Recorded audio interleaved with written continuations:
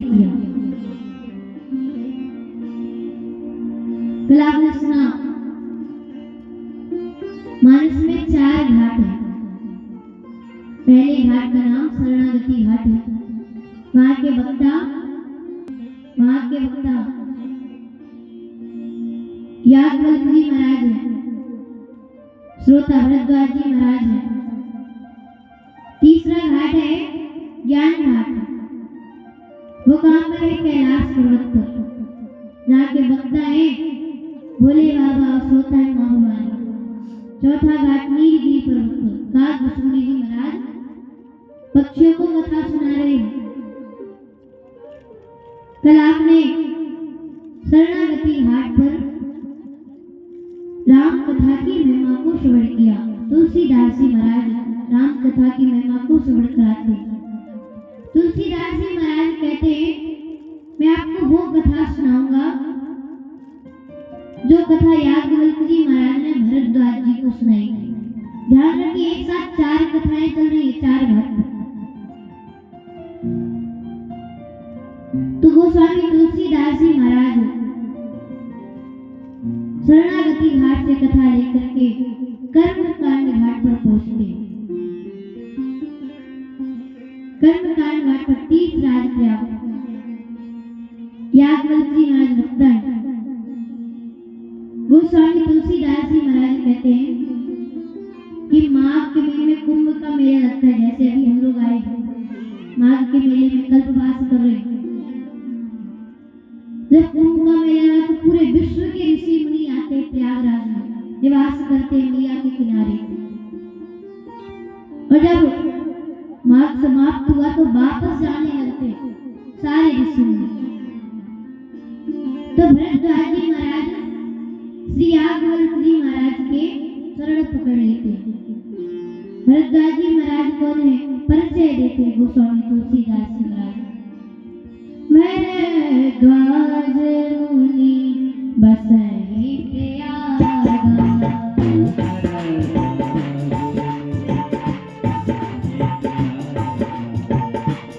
भरद्वाज मुनि बसहि प्रयागा,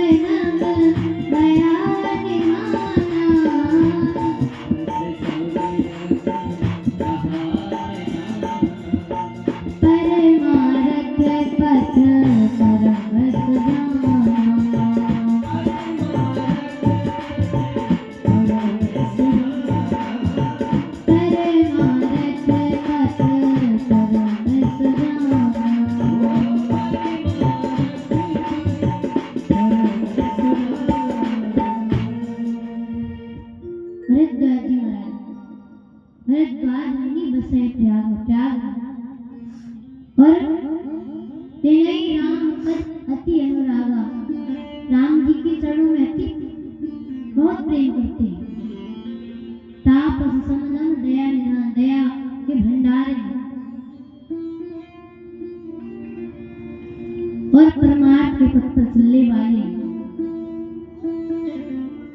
तो जब माघ का मेला समाप्त हुआ, सब अपनी अपने घर जाने लगे ऋषि मुनि। तो श्री याज्ञवल्क्य जी महाराज ने भरद्वाज जी महाराज ने याज्ञवल्क्य जी के चरण पकड़ लिए।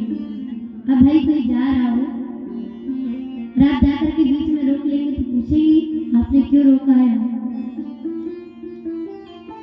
याज्ञवल्क्य जी महाराज का परिचय देखिए। याज्ञवल्क्य मुनि परम विवेकी, याज्ञवल्क्य मुनि परम विवेकी।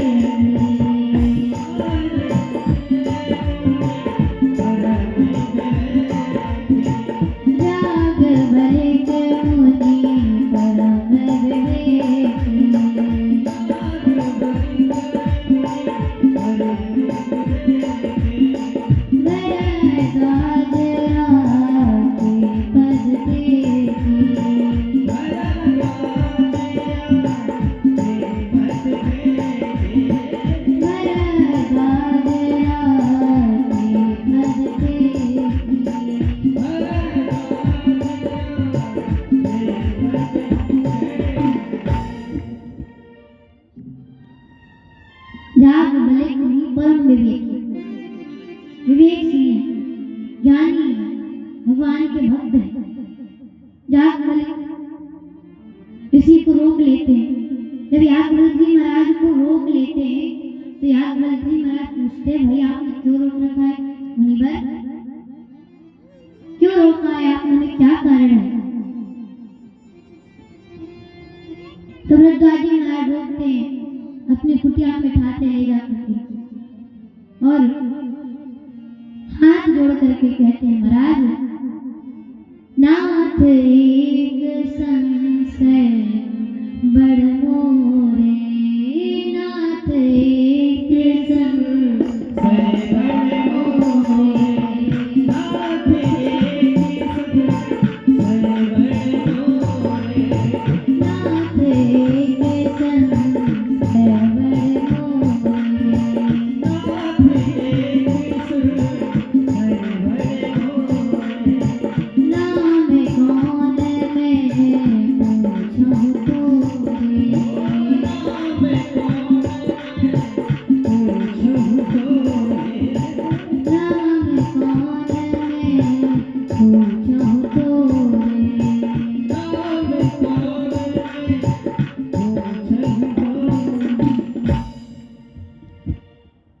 हाथ जोड़ करके कहते, महाराज मुझे बहुत बड़ा संशय है, एक प्रश्न मैं आपसे पूछना चाहता हूँ। याज्ञवल्क्य मुनि कहते, पूछिए। भरद्वाज जी कहते हैं, महाराज आप ये बताइए राम कौन है?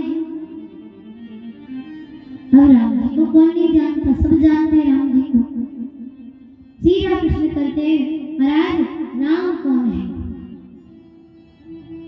एक राम को तो मैं भी जानता हूँ, जो दशरथ जी के पुत्र है, 14 वर्ष के लिए बन गए, पत्नी का रणुआ रावण का वध करके वापस चले आए।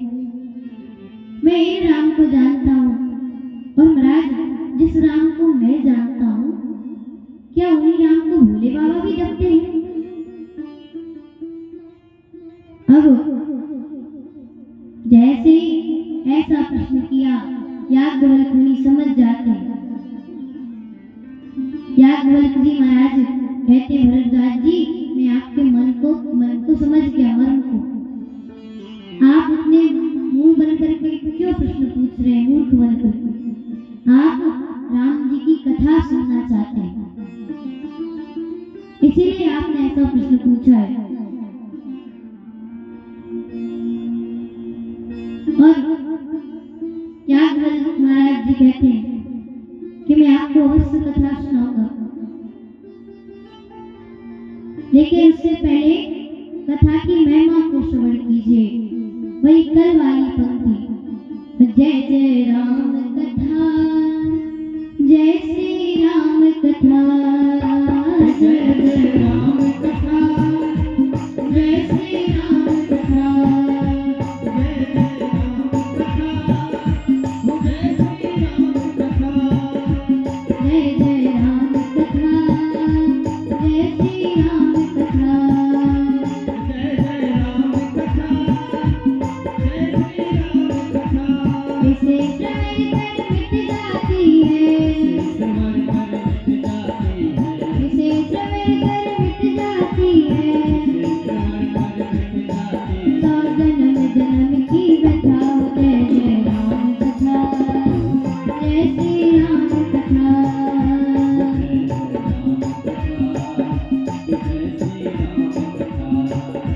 जय जय राम कथा, जय श्री राम कथा,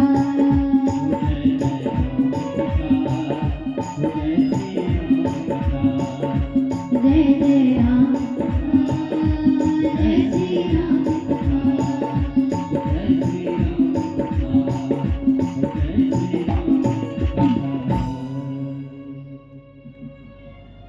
महिमा को सुनाते हैं। इसके पश्चात कहते हैं, ऋषिवर मैं आपको कथा अवश्य सुनाऊंगा। जो आप कथा पूछ रहे हैं, एक बार माँ भवानी ने भी भोले बाबा से कथा पूछी थी। और महाराज पहले ये जान लीजिए, कथा सुनने का अधिकारी कौन है? भोले बाबा माँ भवानी से कहते हैं कि कहते हैं कि सठ को हटी को कभी कथा नहीं सुनानी चाहिए। बोले बाबा माँ वाणी से कहते हैं राम कथा के तेरी अधिकारी, राम कथा के तेरी अधिकारी, राम कथा के तेरी अधिकारी, राम कथा के तेरी अधिकारी। दिन के सत्संगति अति प्यारी, दिन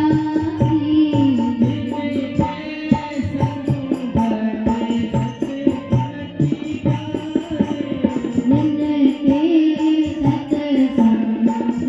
सत्संगति अति प्यारी।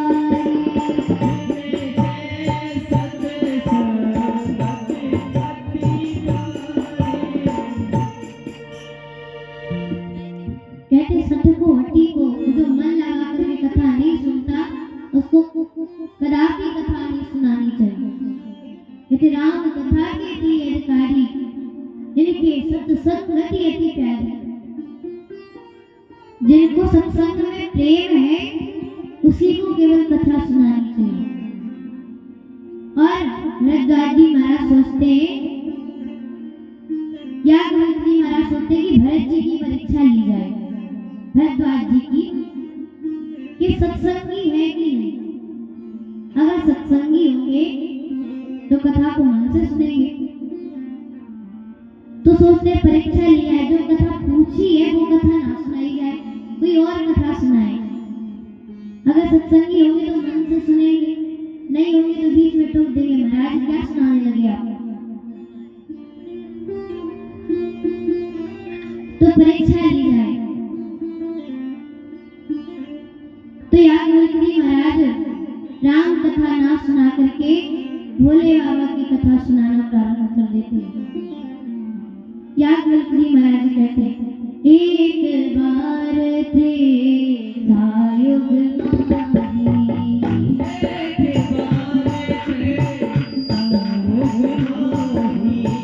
एक बार थे दायुग माही,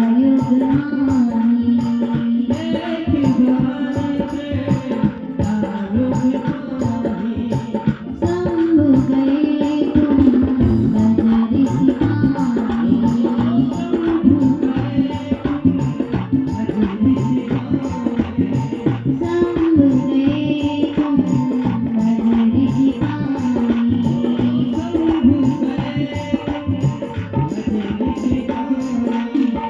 संग सती जग जननी भवानी,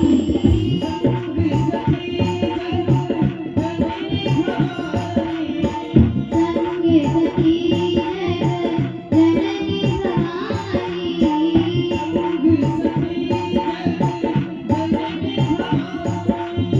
पूजे ऋषि प्रेम सरदानी,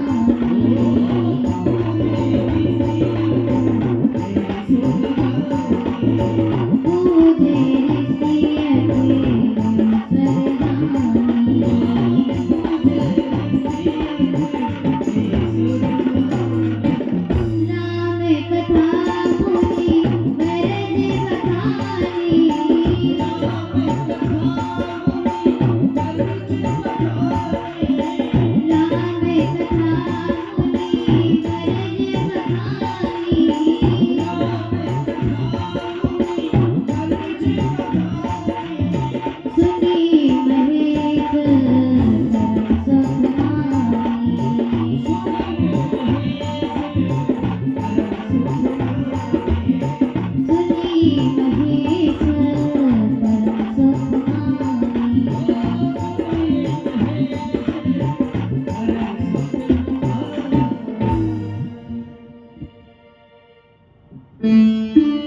याज्ञवल्क्य महाराज कहते हैं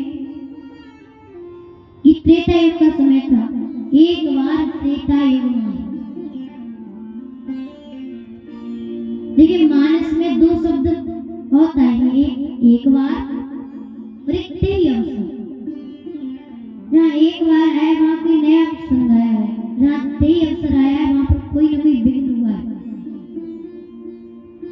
तो कहते एक बार त्रेता युग में, एक बार त्रेता युग के समय में भोले बाबा का मन राम कथा सुनने के लिए हुआ। तो भोले बाबा सती मैया को साथ में लेते हैं और हजारों हजार फुट ऊंचे कैलाश पर्वत से नीचे उतर करके, नासिक पंचवटी का क्षेत्र है, कैलाश पर्वत से नीचे उतर करके उत्तर भारत से दक्षिण भारत की ओर कुंभज ऋषि के आश्रम पहुंचते हैं, अगस्त ऋषि के यहाँ। जैसे ही पहुंचते आश्रम में कुंभज ऋषि देख करके नाचने लगते हैं, भाग करके जाते हैं, चरणों में प्रणाम करते हैं, आश्रम में लेकर के आते हैं, दिव्य सिंहासन पर बैठाते हैं, आसन पर बैठाते 100 प्रकार पूजा करते हैं। अब इन कार्यों को देख करके बाबा तो गदगद है, लेकिन मैया सती जो है उनको संदेह हो गया, सोचने लगी हम श्रोता हैं, ये वक्ता है। नियम अनुसार जब श्रोता बैठे वक्ता आता है तो हाथ जोड़ करके खड़े हो जाते हैं, चरण स्पर्श करते, लेकिन यहाँ पर तो उल्टा हो रहा है, वक्ता ही श्रोता के पैर धोए जा रहे हैं। जब ये हमारे ही पैर धो रहे हैं तो लगता है इनका ज्ञान हमारे ज्ञान से कम है। और आप सोच करके जाइए घर से, अरे वहां पर क्या कथा होगी, फिर आप जितना प्रश्न कर लीजिए, कथा का काव्य यहाँ पर जाने वाला नहीं है, मन में अगर पहले से बैठा लिया तो। और कहा गया राम कथा मुनि वर्ज बखानी, सुनी महेश परम सुख मानी। बोले बाबा जब कुंभज ऋषि से कहते महाराज हम तो आपसे कथा सुनने के लिए आए हैं, आप हमें राम कथा सुनाइए। तो कुंभज ऋषि राम कथा सुनाते हैं और भोले बाबा सुनते हैं। यहाँ पर श्रोता से मैया का नाम हटा दिया गया, केवल भोले बाबा ने कथा को सुना, मैया का नाम नहीं लिया गया। सुनी महेश परम सुख मानी। तुलसीदास जी कहते हैं भले आप जगत जननी है, जगत की माता है, लेकिन मैया अगर आप भी कथा नहीं सुनेंगी तो आपका नाम भी श्रोता से हटा दिया जाएगा। और हटा दिया, केवल भोले बाबा का नाम। कुंभज ऋषि कथा सुनाते हैं, इसके पश्चात भोले बाबा से कहते हैं कि बाबा हमने आपको कथा सुनाई, अब आप हमें कथा सुनाइए। तो भोले बाबा कथा सुनाते हैं और कुछ समय पश्चात कहत सुनत रघुपति गुण गाथा, आता है मैया का हरण करके ले जाता है, हरण करके ले जाता है। राम जी लक्ष्मण जी विलाप कर रहे हैं, रो रहे हैं, सभी से मैया के बारे में पूछ रहे हैं, ढूंढ रहे हैं। तभी भोले बाबा की दृष्टि राम जी पर पड़ जाती है। जैसे ही दृष्टि पड़ती है नाचने लगते हैं भोले बाबा और वहीं से प्रणाम करते हैं। देखिए भोले बाबा जैसे ही देखते प्रसन्न होने लगते हैं। हमारा कोई अपना कष्ट में हो और हम उसे देख करके प्रसन्न हो, अजीब लगेगा क्या? अच्छा नहीं लगेगा। और अपना हंस रहा है अपने के दुख को देख करके। भोले बाबा ऐसे ही प्रसन्न नहीं हो रहे थे। भोले बाबा सोच रहे हैं सुबह के 8 बजे मैया को ढूंढते ढूंढते जटायु जी से मिलेंगे, आगे चल करके कबंध का उद्धार करेंगे, सबरी मैया के यहाँ जाएंगे, 2-3 घंटे वहां पर रुकेंगे, फिर आगे बढ़ेंगे तो पंबा सरोवर पहुंचेंगे, नारद जी से भेंट होगी, फिर आगे चल करके मैं हनुमान के रूप में पहुंच जाऊंगा। तो आज तो प्रभु से मिलन होने जा रहा है। तो ये सोच करके नाचने लगे और वहीं से प्रणाम करते हैं। सोचते तो पास में चले जाते, लेकिन कहते हैं मेरे प्रभु गुप्त रूप में आए, मैं जा नहीं सकता पास में। क्यों? रावण ने वरदान प्राप्त किया है, रावण मरण मनुज कर जाता। क्या बंदरों और मनुष्यों को छोड़ करके उसे कोई न मार पाए, तो मेरे प्रभु मनुष्य के रूप में गुप्त रूप में आए हैं। अगर रावण को पता चल गया ये मनुष्य नहीं ब्रह्म है, तो तुरंत ब्रह्मा जी के पास पहुंच जाएगा, कहेगा राम मुझे नहीं मार सकते, ये ब्रह्म है। तो पास में नहीं जाते हैं, तो उसने गुप्त रूप उजागर हो जाएगा, इसीलिए वहीं से प्रणाम कर लेते हैं। अब प्रणाम करते हुए मैया ने देख लिया। मैया कहती बाबा जिसको आपने अभी अभी प्रणाम किया है ये कौन है? बाबा कहते देवी ये वही राम है जिनकी हम अभी अभी अगस्त ऋषि के यहाँ से कथा सुन करके आए हैं। मैया कहती ये राम है? अरे हमने सुना है राम तो परब्रह्म है, परमात्मा है। ये तो साधारण मनुष्य राजकुमार अपनी पत्नी के वियोग में विलाप कर रहा है, ये राम नहीं हो सकते। आप जगत गुरु हैं, आपने क्यों प्रणाम किया बताइए? राम जी अब इधर राम जी की लीलाएं सुनिए, भोले बाबा समझा रहे हैं, ऊपर से कह रहे हैं देवी ये वो राम है जिनको मैं निरंतर जपता हूँ। देवी ये वो राम है जो योगियों के हृदय में वास करते हैं, भक्तों के प्राण हैं। मैया को समझ में नहीं आता, बार बार पूछती है मैया, बार बार भोले बाबा समझाते हैं। बाबा कहते हैं पार्वती को समझाने का कारण क्यों? राम जी की माया का प्रभाव पड़ चुका है, संशय हो गया है। जानते जब भी कभी अपनों से बड़े के ऊपर संदेह हो जाए, अपने बड़े के ऊपर, तो समझ लीजिएगा हमारा भला होने वाला नहीं है। जब बड़े के ऊपर संदेह होने लगे, अब मैया को भी संदेह हो गया है। भोले बाबा कहते हैं कि राम जी की माया का प्रभाव पड़ चुका है, कुछ नहीं होने वाला है। बाबा भी कह देते हैं देवी इतना संदेह अगर है तो जाइए राम जी नीचे परीक्षा ले लीजिए। जो तुम्हारे मन अति संदेह हो, जो तुम्हारे मन अति संदेह हो, जो तुम्हारे मन अति संदेह हो, जो तुम्हारे अति संदेह हो, तो खेल जाए परीक्षा रे हो, तो खेल जाए परीक्षा रे हो, तो खेल जाए परीक्षा रे हो, तो खेल जाए परीक्षा भोले बाबा कहते देवी इतना संदेह, जाइए राम जी नीचे परीक्षा ले लीजिए, खुद पता चल जाएगा। लेकिन देवी सावधान, जिनकी आप परीक्षा लेने जा रही है ना वो साधारण मनुष्य नहीं है, पर ब्रह्म है, परमात्मा है। तनिक सोच विचार करके परीक्षण करिएगा। अब परीक्षण की बात आ गई तो मैया ने ये नहीं कहा कि चलो परीक्षा की बात आ गई तो मैंने आपकी बात मान ली, परीक्षा लेने के लिए तैयार हो गई। बाबा कहते हैं कि देवी आप जाइए, जब आप लौट करके आएंगी तो मैं इन वट वृक्ष के नीचे आपको बैठा मिलूंगा। मैया कहती ठीक है मैया, चल पड़ती है। एक बार एक व्यक्ति ने पूछा कि जब मैया परीक्षा लेने के लिए जा रही थी तो बाबा भी साथ में चले जाते, मैया को अकेले क्यों जाने दिया? तो कहते भोले बाबा श्रद्धा और विश्वास के स्वरूप है, और श्रद्धा को संदेह हो गया है, और आप कितना भी प्रयत्न कर ले संदेह और विश्वास एक साथ नहीं चल सकते।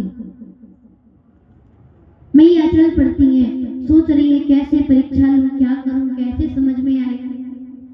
तो सोचती है ये अपनी पत्नी को ढूंढ रहे हैं ना, ऐसा करती हूँ सीता का वेश धारण करती हूँ, अगर ये राम परमात्मा है तो मुझे माँ कह करके प्रणाम करेंगे, और अगर साधारण मनुष्य है तो सीता सीता कहते चले आएंगे। मैया सोचती है ठीक रहेगा, तुरंत माँ ने सीता मैया का वेश धारण कर लिया। और जानते हैं आप मुखौटा लगा करके किसी का भी चेहरा बना सकते हैं, लेकिन उसका स्वभाव कहाँ से लाएंगे। मैया जिस रास्ते पर राम जी आ रहे थे उसी रास्ते पर आगे आगे चलने लगती हैं, और सीता मैया तो सदैव राम जी के पीछे चलती हैं, आगे नहीं चलती। रे मैया आगे आगे चलने लगी। सबसे पहले लक्ष्मण जी की दृष्टि पड़ी। लक्ष्मण दीख मार्गत वेशा, जैसे देखते सती मैया आगे आगे जा रही है, भाभी का वेश धारण किए, लेकिन मौन हो जाते हैं, सोचते हैं भैया की कोई लीला होगी। अब मैया पास में आने लगती है, जैसे ही राम जी की दृष्टि पड़ती तुरंत राम जी वहीं से हाथ जोड़ लेते हैं। तो मैया को तभी सोच लेना चाहिए कि कोई भी पति अपनी पत्नी के सामने ऐसी हाथ नहीं जोड़ेगा, और पास में चली गई और पास में जाती है। जब बिल्कुल पास में पहुंच जाती है तब राम जी कहते हैं जोर पानी प्रभु कीने प्रणामु, पिता समेत लीने निज नाम। पिता समेत नाम लेकर के प्रणाम करते हैं, कहते माँ मैं दशरथ नंदन राम आपको प्रणाम करता हूँ। प्रणाम जैसे करने लगते हैं तो मरी मन राम जी से लक्ष्मण जी कहते हैं भैया क्यों प्रणाम कर रहे, नकली है। राम जी कहते समझ रहा हूँ भैया, ये बताइए सती जी क्यों आई है। लक्ष्मण जी कहते हैं आपकी परीक्षा लेने के लिए आई है। तो राम जी कहते अगर ये परीक्षा लेने के लिए आई है तो मेरी क्या हो गई, शिक्षिका हो गई, टीचर हो गई, और मैं परीक्षा देने वाला विद्यार्थी हो गया। और विद्यार्थी का धर्म बनता है जब भी गुरुजी दिखे तो हाथ जोड़ करके प्रणाम करना चाहिए। तो कहते फिर पिताजी का नाम क्यों लिया। राम जी कहते जब परीक्षा देने के लिए जाते हैं तो एडमिट कार्ड होता है ना, गले में टांगे रहते प्रवेश पत्र, अपना नाम पिताजी का नाम होता है, तो पिता समेत नाम लेकर के प्रणाम करते हैं राम जी। और फिर कहते हैं कहो बहोरी कहाँ ब्रस के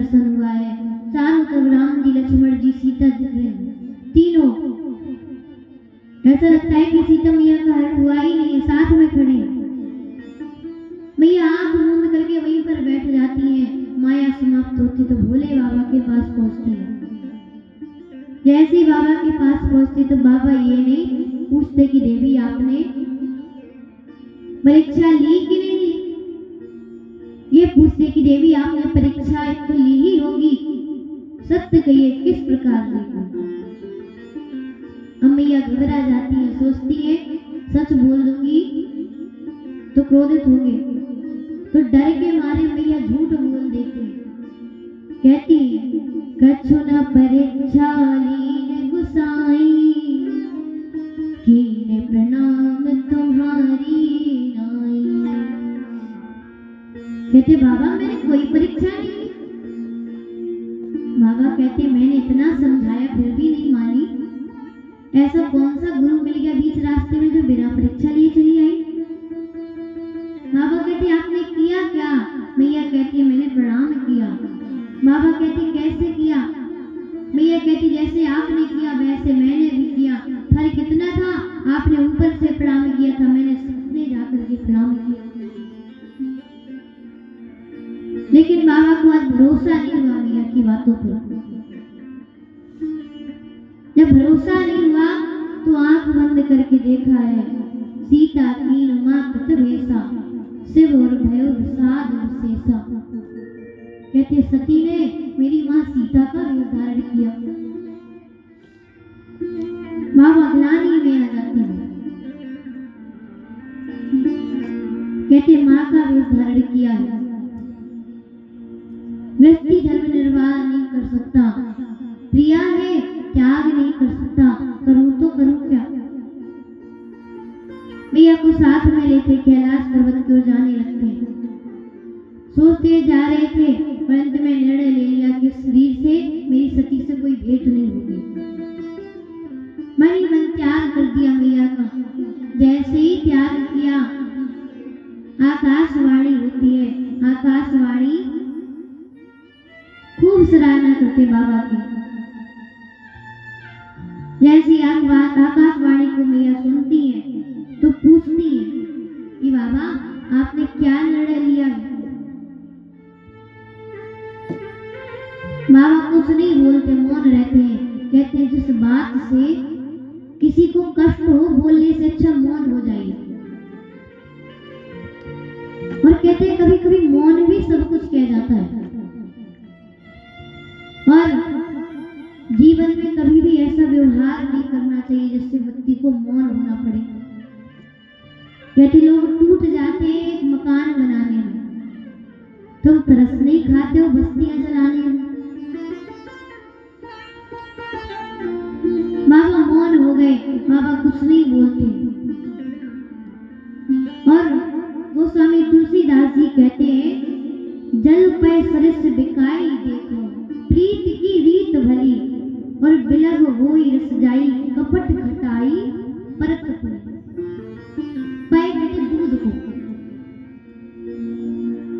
ग्वाला भाई दूध लाते होंगे, शुद्धि के लिए थोड़ा जल मिला देते होंगे। जल मिलाते हैं तो उसमें ये पता चलता है कि दूध कौन सा है जल कौन सा है? नहीं पता चलता ना। जब जल दूध में मिल जाता है तो पता नहीं चलता कि पानी डला इसमें। क्यों?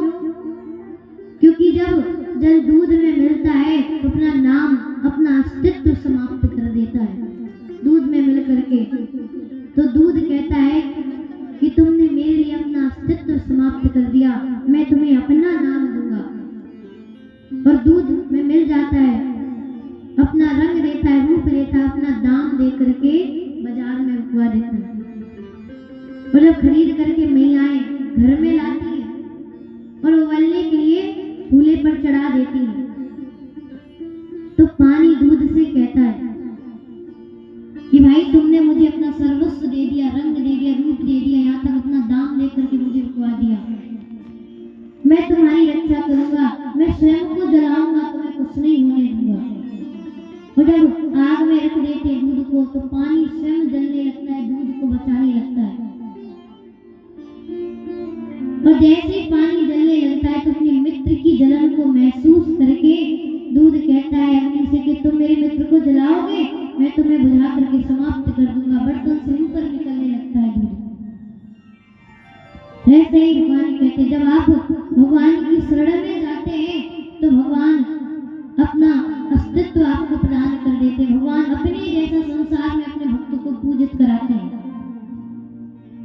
और कहते हैं अगर उसी दूध में एक बूंद खटाई पड़ जाए तो फिर दूध अलग और पानी अलग, फिर कोई संसार की ऐसी शक्ति नहीं जो दोनों को एक कर दे।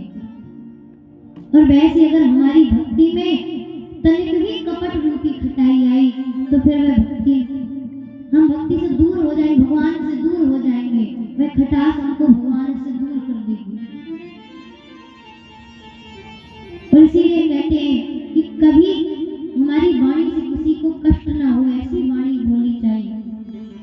एक भाव है, कहते हैं नहीं चाहिए दिल दुखाना किसी का, नहीं चाहिए दिल दुखाना किसी का, सदा ना रहा है सदा ना रहेगा ये जमाना किसी का, नहीं चाहिए दिल दुखाना किसी का, नहीं चाहिए दिल दुखाना किसी का, नहीं चाहिए दिल दुखाना किसी का, नहीं चाहिए दिल दुखाना किसी का, सदा ना रहा है सदा ना रहेगा ये जमाना किसी का, नहीं चाहिए दिल दुखाना किसी का, नहीं चाहिए दिल दुखाना किसी का,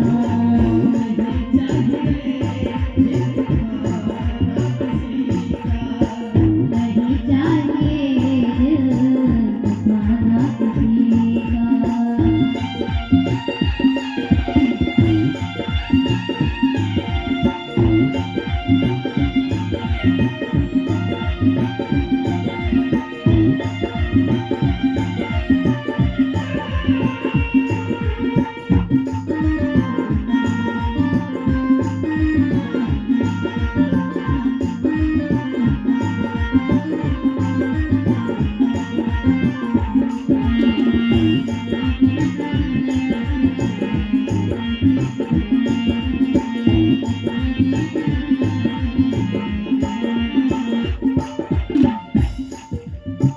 आएगा बुलावा तो जाना पड़ेगा, सर तुझको आखिर झुकाना पड़ेगा, आएगा बुलावा तो जाना पड़ेगा, सर तुझको आखिर झुकाना पड़ेगा, आएगा बुलावा तो जाना पड़ेगा, सर तुझको झुकाना पड़ेगा, आएगा बुलावा तो जाना पड़ेगा, सर तुझको झुकाना पड़ेगा, बहाना चला है बहाना चलेगा,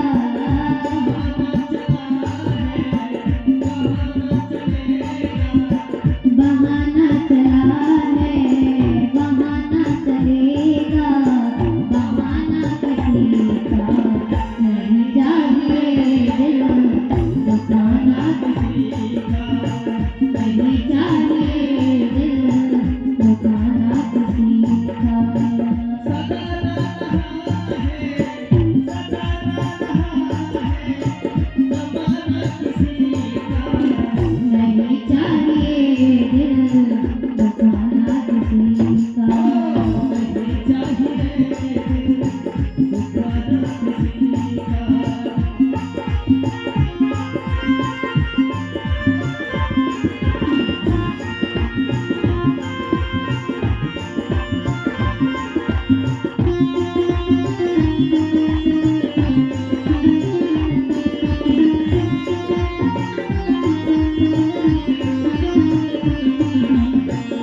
सभी लोग नाच गाता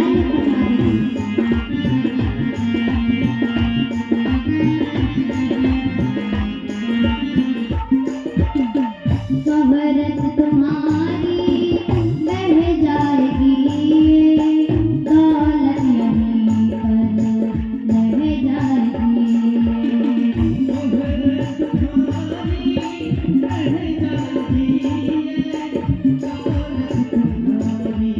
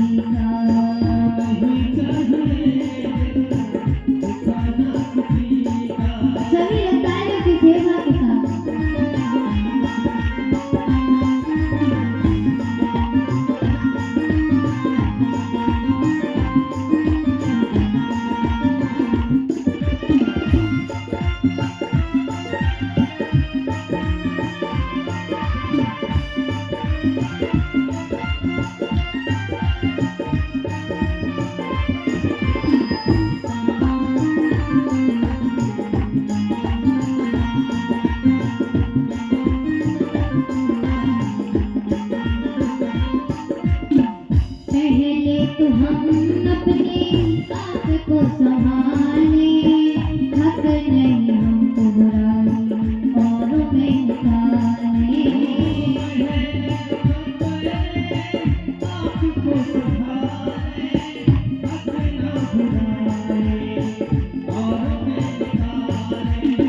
पहले तो हम अपने आप को संभाले, हक नहीं हमको बुराई औरों में निकाले।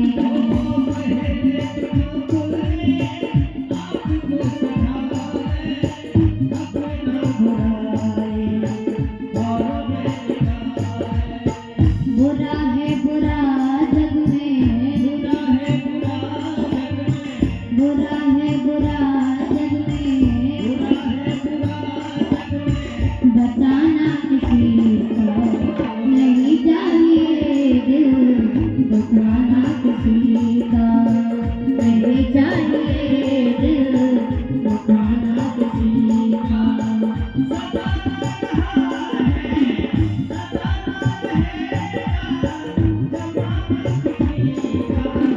नहीं चाहिए दिल, दुखाना किसी का, नहीं चाहिए दिल, दुखाना किसी का, नहीं चाहिए दिल, दुखाना किसी का, नहीं चाहिए दिल, दुखाना किसी का।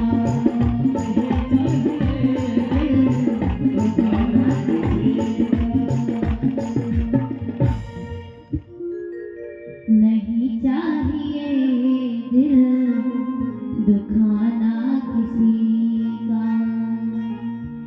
सदा ना रहा है सदा ना रहेगा ये जमाना किसी का।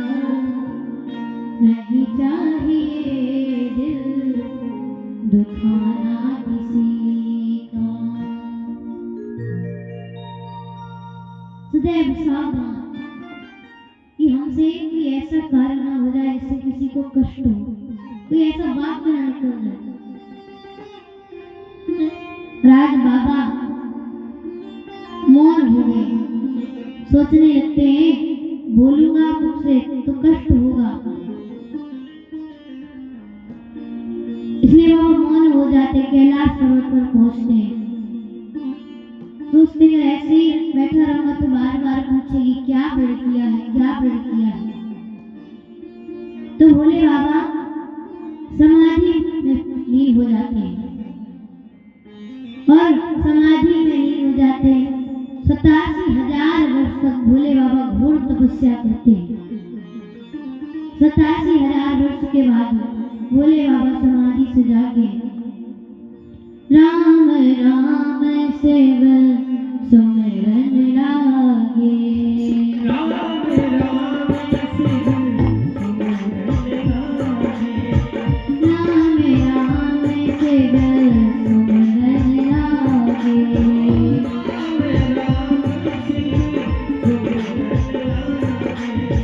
जानियो सती जगत पति जागे,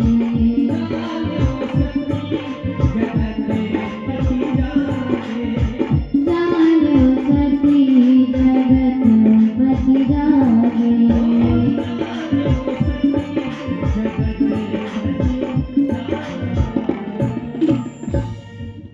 समाधि से जागे, राम नाम उच्चारण किया। मैया जैसे सुनती है भाग करके आती है, समझ जाते हैं भोले बाबा समाधि से जाग गए। जैसे मैया आती है तो भोले बाबा मैया को सन्मुख आसन देते हैं। मैया को बाबा ने सामने बैठाया है। एक माँ का स्थान सदैव अपनी संतान के सामने होता है और पत्नी का स्थान पति के बाम आंग में होता है। आज भोले बाबा ने मैया को बाम आंग में नहीं बिठाया है, सामने बैठाया है और लगे मैया को कथा सुनाने। कथा सुना रहे थे तभी मैया देखती है कि ऊपर से विमान जा रहे हैं। विमान में देवता बैठ बैठ करके कहीं जा रही है। मैया पूछती है बाबा ये देवता कहाँ जा रहे हैं? भोले बाबा कहते देवी आपके पिता ने हरिद्वार के कनखल में यज्ञ का आयोजन किया, उसी में सम्मिलित होने के लिए जा रही हूँ। मैया कहती बाबा पिता के घर यज्ञ हो रहा है, अगर आपकी आज्ञा हो तो मैं भी जाऊं। बाबा कहते देवी बात तो ठीक कही आपने, लेकिन हमारे यहाँ न्योता नहीं आया। न्योता समझते हैं ना, निमंत्रण। कहते हमारे यहाँ न्योता नहीं आया। मैया कहती मैं पुत्री हूँ, मुझे न्योते की क्या आवश्यकता। और हमने तो सुना महाराज पिता के घर, गुरु के घर, स्वामी के घर, मित्र के घर बिना बुलाए भी जाना चाहिए। बाबा कहते ठीक सुना है आपने, लेकिन जहाँ पर प्रेम हो वहां पर जाना चाहिए, जहाँ पर प्रेम ही ना हो तो जाने का क्या फायदा। मैया कहती अरे नहीं नहीं, मेरे पिता मुझसे बहुत प्रेम करते हैं। दक्ष ने भोले बाबा को निमंत्रण नहीं दिया था। क्यों? क्योंकि दक्ष नहीं चाहता था कि सती मैया के बाद भोले बाबा से और विवाह कर दिया तो फिर एक बार सभा बैठी हुई थी ब्रह्मलोक में, जब दक्ष को प्रजापतियों का नायक बनाया जा रहा था तो सारे देवी देवता उस समय गए थे, भोले बाबा भी गए हुए थे। तो पहुंचते दक्ष को आने में काफी देर थी, तो भोले बाबा सोचने लगते हैं कि दक्ष को भी आने में काफी देर है, तब तक हम भगवान का भजन कर लें। और भोले बाबा ने इधर आंख बंद करके भजन करना प्रारंभ किया, उधर से दक्ष का आना हुआ। और जैसे ही दक्ष आता है सारे देवता खड़े हो जाते हैं, भोले बाबा नहीं उठते, ब्रह्मा जी नहीं उठते। तो भोले बाबा को जैसे ही देखता है तो दक्ष को लगता है बाबा ने मेरा अपमान किया है। तो वहीं पर भोले बाबा को बुरा बुरा कहने लगता है कि रे देवताओं में बैठने योग्य नहीं है, भूत प्रेतों के साथ में रहता है, मरघट में रहता है, ये देवताओं में बैठने योग्य नहीं है। तो कहते हैं ज्ञानी व्यक्तियों की बुराई में भी अच्छाई छिपी होती है। दक्ष ने कहा कि देवताओं में बैठने योग्य नहीं है, तो वो तो देवों के देव महादेव है, उनकी तुलना देवताओं से थोड़ी की जा सकती है। और कहा भूत प्रेतों के साथ में रहता है। तो रात्रि में राम लला के पट बंद हो जाते हैं, द्वारकाधीश भगवान के पट बंद हो जाते हैं। और आपने भोले बाबा के मंदिरों में लगभग देखा होगा, भोले बाबा के मंदिरों में तो पट ही नहीं होंगे। क्यों? भोले बाबा कहते हैं कि हमारी शरण में जो आ जाए वापस लौट के नहीं आता, अपनी शरण में रख लेते हैं। अब भूत प्रेत किसके पास जाए? राम जी तो पट बंद कर लेते हैं, द्वारे पर हनुमान जी बैठे हुए हैं,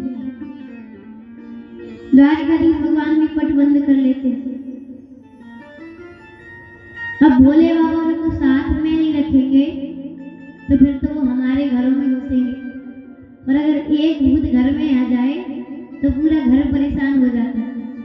और वो तो सारे भूतों को अपने पास में रखते, अपनी कमांडो सेना बना करके।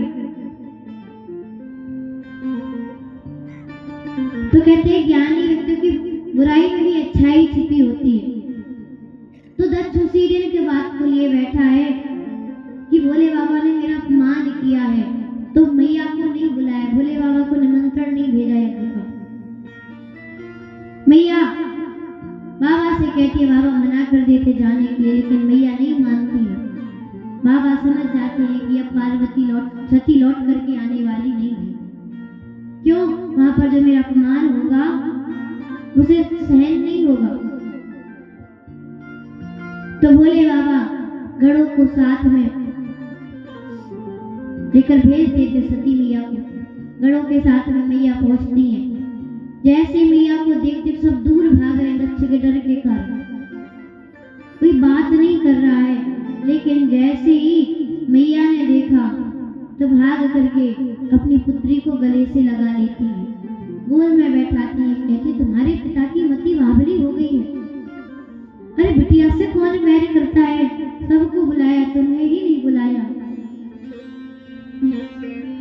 मैया कहती है कोई बात नहीं मैया, मैं आ गई हूँ। फिर सती मैया कहती माँ अगर आपकी आज्ञा हो तो मैं यज्ञ मंडप की परिक्रमा करके आऊं। माँ आज्ञा दे देती है। यज्ञ मंडप की ओर जाने लगती है तो बीच रास्ते में बहनें मिलती हैं, देख देख करके मुस्कुरा रही हैं। भागिनी मिली बहुत मुस्कुराता, तनिक नहीं बहुत मुस्कुरा रही है। मुस्कुराना ठीक है, ज्यादा मुस्कुरा रही, मनी मन में व्यंग कर रही, हंसी उड़ा रही है। देखो ये तो बिना बुलाई आई है, हम लोग को तो निमंत्रण मिला है, ये बिना बुलाई आई है। मैया यज्ञशाला पहुंचती है, यज्ञ मंडप की परिक्रमा करने लगती हैं तो देखती है सारे देवों के स्थान है, भोले बाबा को कोई स्थान नहीं। और वहीं पर बगल में दक्ष की सभा लगी हुई है और बुराई चल रही है भोले बाबा की, सभी लोग हंस रहे हैं। अब तो जितनी बातें भोले बाबा ने कही थी सारी बातें मैया के मन मस्तिष्क में नाचने लगती हैं और मैया को क्रोध आता है। मैया चिल्ला उठती है कि यहाँ पर जितने भी देवता है सभागण सभी को बता दूं मैं कि मेरे पति केवल मेरे पति नहीं जगत गुरु है और वेद साक्षी है।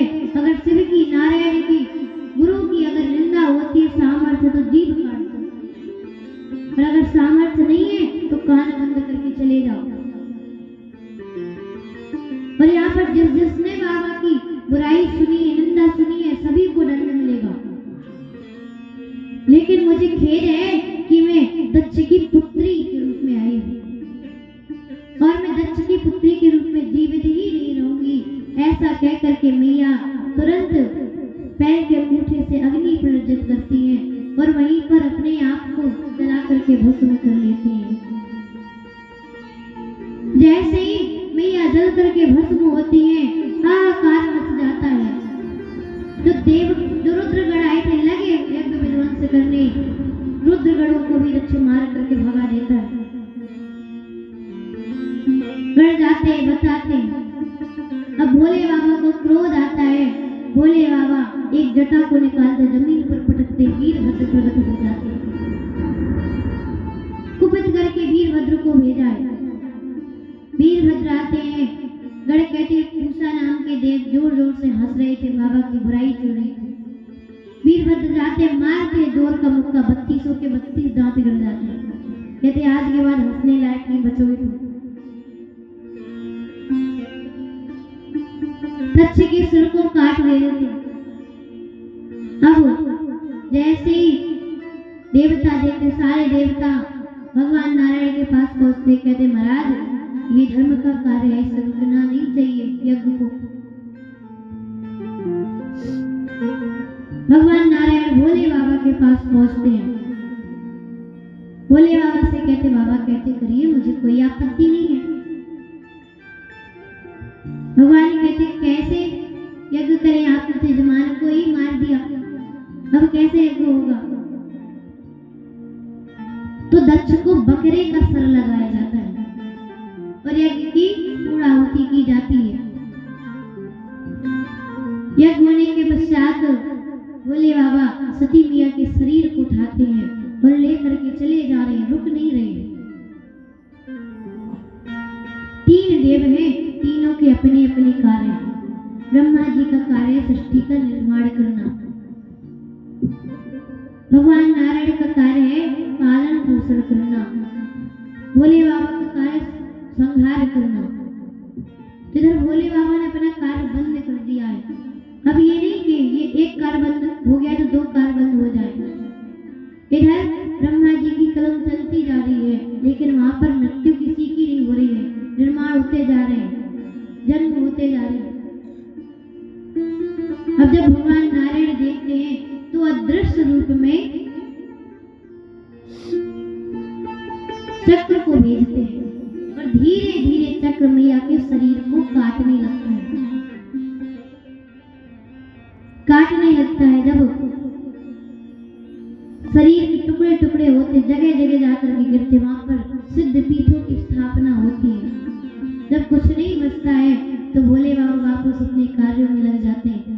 भोले बाबा को बैराग भी हो जाता है। तभी भोले बाबा घूम रहे थे तो नीलगिरी पर्वत जाते हैं तो देखते हैं काग भुसमुनि जी महाराज कथा सुना रहे पक्षियों को। तो हंस बन करके भोले बाबा वहीं पर कथा श्रवण करते हैं और वही कथा तीसरे घाट पर पार्वती मैया को सुनाते हैं। कहते हैं देवी मैं आपको वो कथा सुनाऊंगा जो कथा काग भुसमुनि जी ने गरुड़ जी को सुनाई थी। इधर जब सती मैया शरीर का त्याग कर रही थी तब राम जी को बुलाया था उन्होंने। सोचती तो भोले बाबा को भी बुला सकती थी, लेकिन भोले बाबा को नहीं बुलाया। क्यों? जानती है मैंने अपराध राम जी के प्रति किया है। अगर राम जी क्षमा कर देंगे तो भोले बाबा भी मुझे क्षमा कर देंगे। राम जी को बुलाती हैं। राम जी आते हैं, पूछते हैं देवी आपको क्या चाहिए? मैया एक वरदान मांगती है, सती मरत हरि सनवर मांगा, जन्म जन्म सेव पद अनुरागा। मैया कहती है प्रभु आप केवल एक वरदान दीजिए, मैं जब भी जन्म लूं अवतार लूं मुझे पति के रूप में भोले बाबा ही मिले। बाबा अब यहाँ पर राम जी सुनते तो कहते तथास्तु। राम जी कहते हैं सती इस बार तो तुम दक्ष की पुत्री बनी थी, कहो अगले जन्म में भी दक्ष की पुत्री बना दूं। मैया कहती नाना अरे दक्ष की पुत्री हूं इसीलिए तो मर रही हूँ, दक्ष की पुत्री के रूप में जीवित नहीं रहना चाहती। आप चाहे मुझे जड़ की पुत्री बना देना, वृक्ष की पुत्री बना देना, पत्थर की पुत्री बना देना, लेकिन इस दक्ष की पुत्री कभी नहीं बनाना। इसीलिए गोस्वामी तुलसीदास जी कहते हैं तेहि कारण हिम गिरि रह जाई,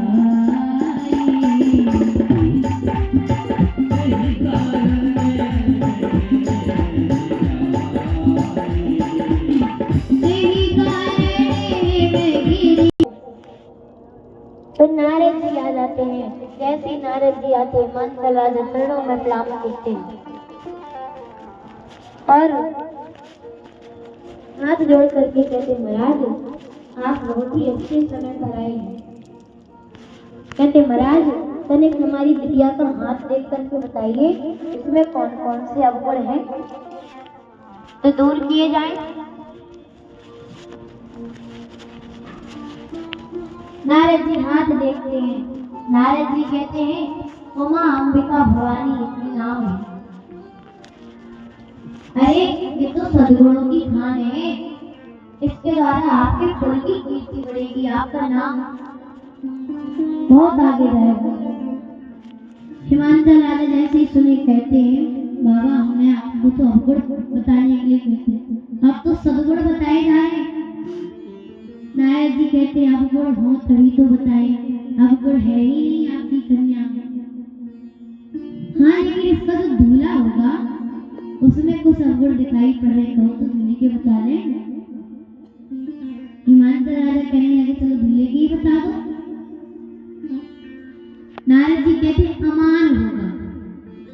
नारद जी के कहने का अर्थ है मान सम्मान से परे होगा। हिमांचल राजा समझते उसका कोई मान सम्मान ही नहीं होगा। नारद जी कहते हैं कि माता पिता का कोई पता नहीं होगा, मंगल वेशधारी होगा, बड़ी बड़ी जटाएं होंगी। अब जैसे ही मैया ने सुना और हिमांचल राजा ने सुना तो मैना मैया हिमांचल राजा जोर जोर से रोने लगते हैं। क्यों? सोचने लगते हैं कि ब्रह्मा जी ने क्या किया, जिस वृक्ष को कल्प वृक्ष पर लगना चाहिए उसे बबूल के वृक्ष पर लगा दिया। रोने लगते हैं। इधर पार्वती मैया देखती है तो पार्वती मैया भी रोने लगती है। दशा एक है लेकिन कारण अलग अलग है। हिमांचल राजा और और मैना मैया दुख के कारण रो रही है और पार्वती मैया खुशी से रो रही है। अरे ये जो गुण बताए जा रहे हैं ये तो हमारे भोले बाबा में है। अब आंसू पोंछ करके थोड़ी देर में हिमांचल राजा कहते हैं महाराज कोई उपाय नहीं है, दूल्हा बदल दिया जाए। अब जैसे ही नारद जी ने सुना, नारद जी आवेश में, नारद जी कहते एक बार जो मेरे पिता ब्रह्मा ने लिख दिया उसे कोई मिटाने वाला नहीं है। लेकिन महाराज समर्थ को नहीं दोष गुसाई, समर्थवान व्यक्ति को दोष नहीं लगता। कैसे नहीं लगता महाराज? कहते अगर सर्प छू जाए तो शुद्धि होती है और भगवान नारायण तो सर्प पर ही सोते हैं, दोष नहीं लगता। क्यों? समर्थवान है। अरे हमारी गंगा जी को देख लीजिए, कोई भी वस्तु डाल दो, पवित्र डाल दो, पवित्र डाल दो, दोष नहीं लगता। क्यों? समर्थवान है। अग्नि को देख लीजिए, जो डाल दो वही स्वाहा, दोष नहीं लगता। क्यों? समर्थवान है। सूर्य की किरणें पवित्र पर भी पड़ती है, पवित्र पर भी पड़ती है, दोष नहीं लगता। क्यों? समर्थवान है। बोले इनसे इनका क्या लेना देना है? बोले अरे इनका तो लेना देना है। सूर्य को दोष नहीं लगता, गंगा को दोष नहीं लगता, नारायण को दोष नहीं लगता। जो समर्थवानों को धारण किए वो तो महासमर्थवान है, उसको कहां से दोष लगेगा? कहते महाराज कैसे? कहते हृदय में भगवान विराजमान है, गले में सर्प है, दो नेत्र हैं, सूर्य चंद्र, तीसरा अग्नि स्वरूप नेत्र है, जटाओं में गंगा जी हैं, कैसे दोष लगेगा? अब जैसे हिमांचल राजा सुनते हैं, हिमांचल राजा कहते हैं वो तो इतने बड़े हैं, हमारी पुत्री से कैसे विवाह करेंगे? नारद जी कहते हो उपाय के लिए मैं हूं ना, ये लेकिन क्या करना पड़ेगा? तो नारद जी कहते हैं जो तप करे कुमारी तुम्हारी,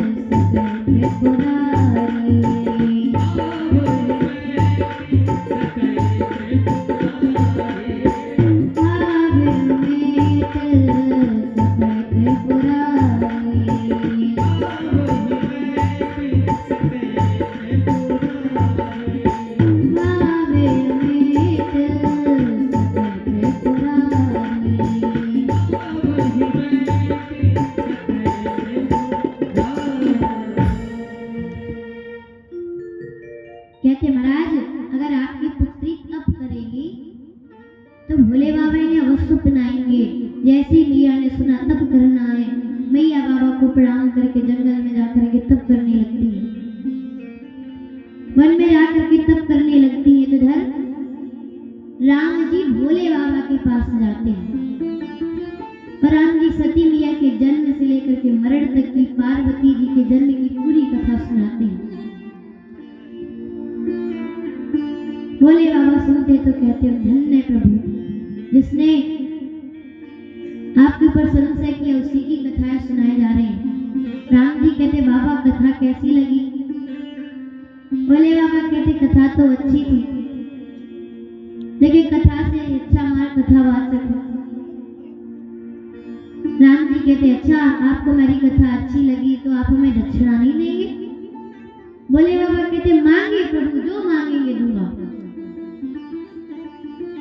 तो राम जी कहते जाइए और पार्वती मैया से जाकर के विवाह कर लीजिए। अब जैसे ही भोले बाबा ने सुना तो पहले तो मना कर देते, क्यों? पहले गृहस्थी में था, विरक्ति बना, अब बड़ा ही आनंद है, फिर क्यों उसी में डाल रहे हैं? फिर कहते हैं कि जब विवाह होता है तो कन्या का पिता वर के यहाँ आता है, वर का हाथ मांगने के लिए। वो अपने विवाह की बात मैं ही करने जाऊं, लेकिन फिर कहते हैं कि आज्ञा सर पर नाथ तुम्हारी, आपने आज्ञा दे दी है, अब अच्छा बुरा नहीं देखना है। राम जी जाते हैं। अब भोले बाबा सोचते विवाह तो करना ही है, लेकिन पहले परीक्षण करूंगा। सती ने मेरे प्रभु का परीक्षण किया था, जब तक मैं पार्वती की परीक्षा नहीं ले लेता तब तक विवाह नहीं करूंगा। और इधर आकाशवाणी होती है मैया को। मैया से कहती, हे भवानी, देखिए आकाशवाणी ने नामकरण कर दिया, भव्य यानी शिव, आप शिव जी की अर्धांगिनी होने वाली हैं। हे भवानी, आपकी इच्छा जल्दी ही पूरी होने वाली है। अगर सप्तऋषि आए तो हमारी वाणी को सत्य मानेगा, और पिताजी आए तो घर जाइएगा। इधर भोले बाबा सप्तऋषियों को बुलाते हैं, कहते जाइए पार्वती जी की परीक्षा लेकर के आइए। सप्तऋषि जाते हैं और जाकर के कहते, किसके लिए तब कर रही हो ये? जैसे मैया सुनती है, मैया कहती, देखिए ना, मैं जल के ऊपर दीवार उठाना चाहती हूँ, भोले बाबा को पति के रूप में प्राप्त करना चाहती हूँ। अब यहीं से सूत्र मिल गया। सप्तऋषियों को कहने लगे, नारद के कहने पर आई है, नारद की बुराई कर। कहते, अच्छा नारद के कहने पर आई हो? अरे नारद की बात मान करके आज तक किसका भला हुआ है? जिसने नारद की बात मानी है सब घर छोड़ करके भिखारी बन गए। तुम भी उसी की बात मान करके आई हो, लगता है तुम निर्णय नहीं ले पा रही। मैया मौन, कुछ नहीं बोलती। कहते, गुरु की बुराई से कुछ नहीं बना, इसके पिता की बुराई करो। कहते, अच्छा हिमालय की पुत्री हो ना, जैसे वो तुम्हारा पिता जड़ बुद्धि है, वैसे तुम्हारी मति भी जड़ हो गई है। तुम निर्णय नहीं ले पा रही हो, तुम्हें क्या करना चाहिए क्या नहीं करना चाहिए। मैया मौन, कुछ नहीं बोलती। अब कहते, जिसको चाह रही है उसी की बुराई करो। अब कहते, भोले बाबा को जानती हो? मैया नाम ऐसे दिला देती है। सप्तऋषि कहते, भीख मांग अब खाएं, भीख मांग के खाते हैं, और जब खुद भीख मांग के खाता है अपनी पत्नी को क्या खिलाएगा? अब मैया मौन, कुछ नहीं बोलती है। अब सप्तऋषि कहते, देखो हमारी बात मानो, हमारे पास एक बड़ा ही अच्छा रिश्ता है, वहां से तो पूरी पक्की बात है, केवल तुम्हें हाँ बोलना है। अरे बर कौन है? दूसन रहित सकल गुण राशि,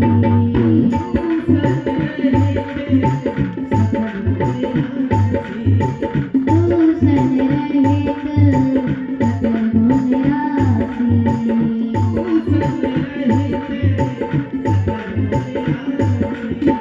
श्रीपति पूर्वे कुंठ निवासी,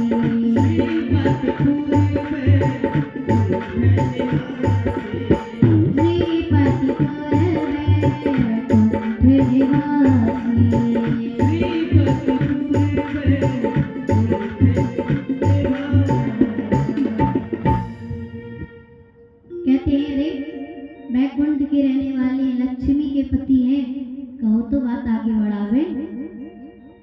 अब तो जैसी मैया ने सुना कि उन्होंने तो विकल्प ला करके खड़ा कर दिया, जहाँ पर विकल्प आता है वहां पर बात टूट जाता है।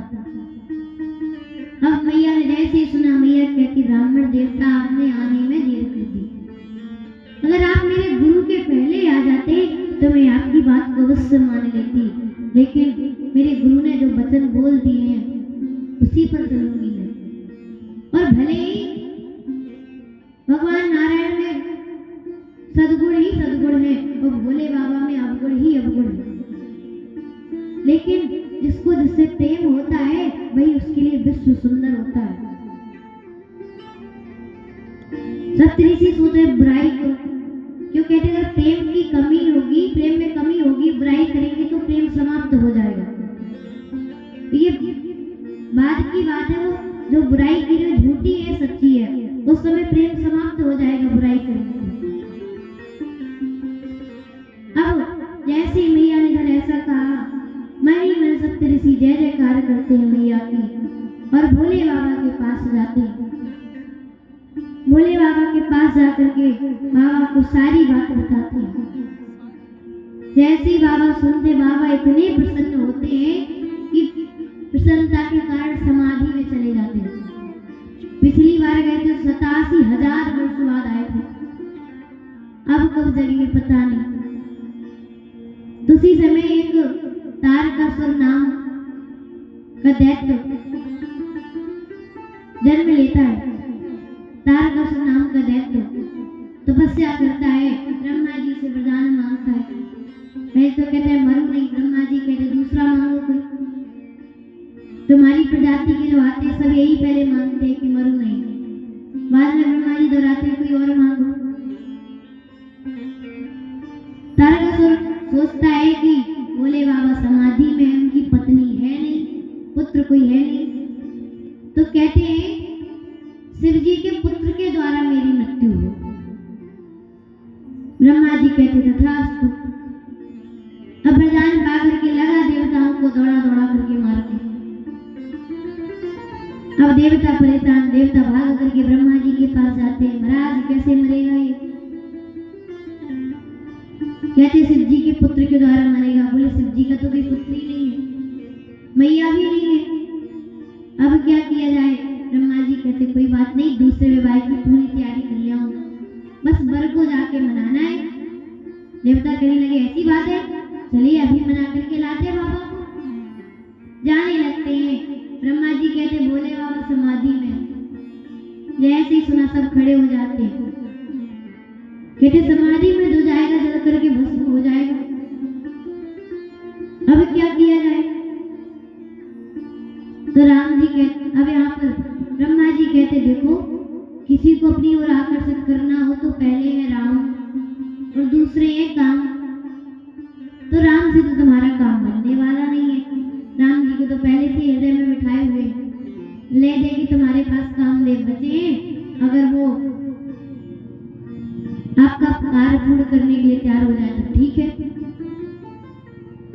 देवता कामदेव को बुलाते हैं। कामदेव परिहित जान करके तैयार हो जाते हैं और अपना पूरा सृष्टि पर विस्तार फैलाते हैं। सारी सृष्टि काम के वशीभूत हो जाती है और कैलाश पर पहुंचते देखते पूरी सृष्टि काम के वशीभूत है, लेकिन बाबा पर कोई प्रभाव नहीं है। अब कामदेव आम के वृक्ष पर चढ़ जाते हैं और 5 पुष्प के विषम बाण धनुष पर चढ़ाते हैं और हृदय में छोड़ देते हैं भोले बाबा के। जाकर के हृदय में लगते हैं 5 बाण। तुरंत समाधि से जाग जाते हैं बाबा। कोई दिखाई नहीं पड़ता है, इधर उधर देखते तो। थोड़ी देर बाद कामदेव के ऊपर दृष्टि पड़ती है। जैसे ही दृष्टि पड़ती है भोले बाबा को क्रोध आता है, तीसरा नेत्र खुलता है। जैसे ही ज्ञान चक्षु खुलता है तुरंत कामदेव जल करके भस्म हो जाता है। कामदेव जैसे ही जल करके भस्म होता है तुरंत कामदेव की पत्नी रति भाग करके आती है और सीधा प्रश्न करती है आपने हमारे पति को क्यों मारा? बाबा कहते जो राम को हटा करके काम का प्रवेश कराए उसकी मृत्यु निश्चित है। मैया कहती बाबा वो तो आपका ही हित करने के लिए आया था, आपने राम जी को वचन दे दिया विवाह करेंगे और समाधि में नहीं हो गए। बाबा कहने लगे कोई बात नहीं, आज से कामदेव का अनंग होगा, बिना शरीर के कार्य करेगा। लेकिन मैया कहती हमको कब मिलेंगे? तो भोले बाबा कहते हैं जब यदुवंश कृष्ण अवतारा,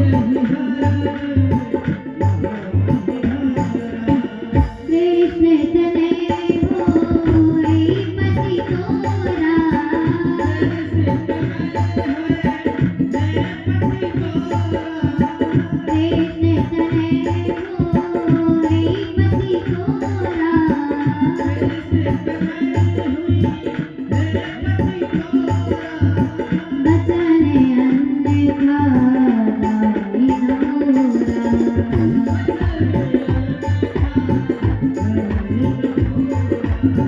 वचन अन्यथा जाई न मोरा।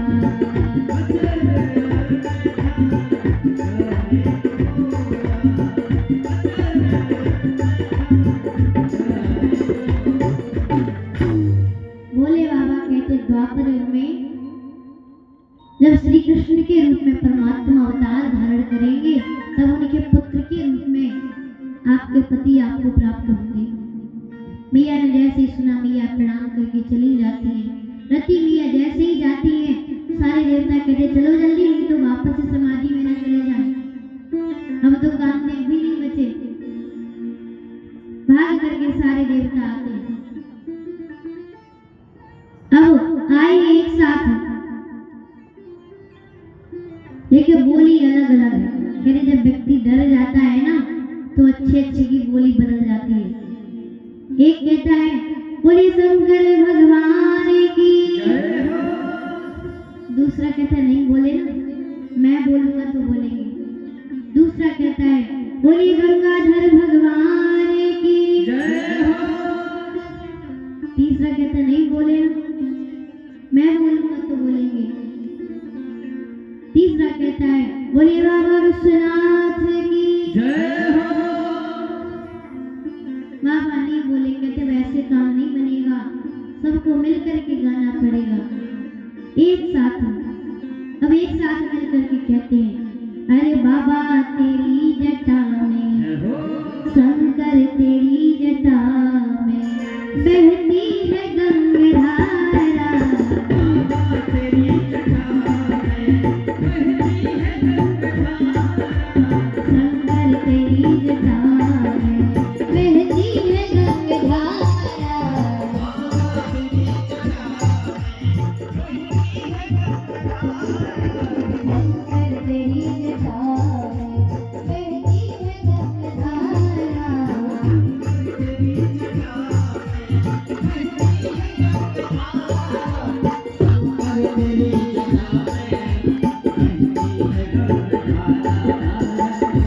तेरी जटा में बहती है गंगाधारा, काली घटा के अंदर, काली घटा के अंदर, काली घटा के अंदर काली घटा के अंदर, जिमनामनी उजाला, शंकर तेरी जटा में बहती है गंगाधारा।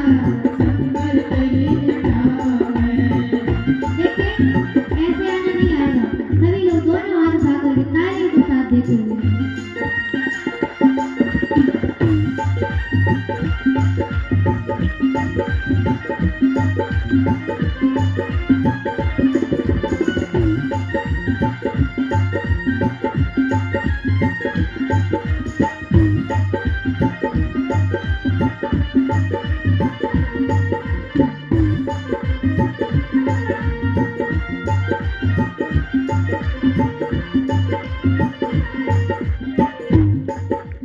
गले मुंडे माल राजे, ससुराल पर विराजे,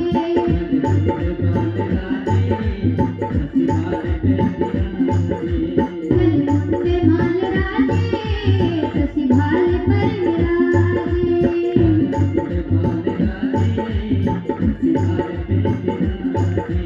डमरू में नाद बाजे, डमरू में नाद बाजे, कर में त्रिशूल धारा,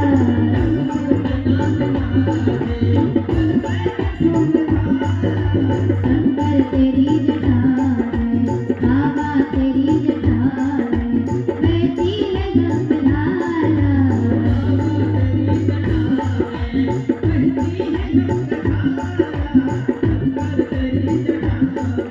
बोले गंगा मैया की।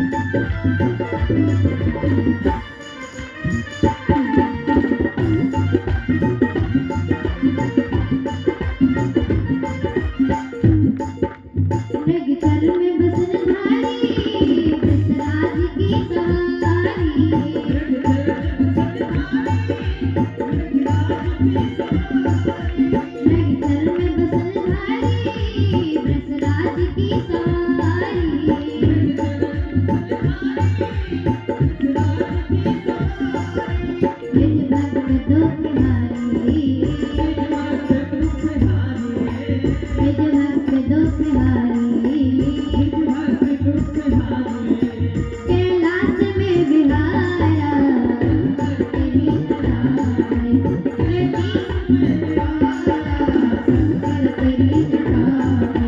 बेटी है गंगाधारा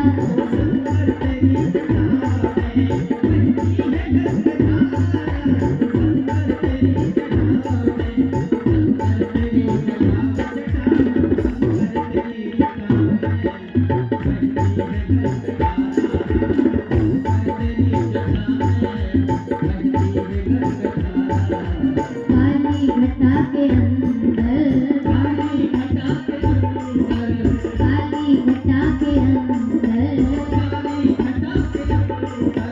दिव्यनामिनी उजाला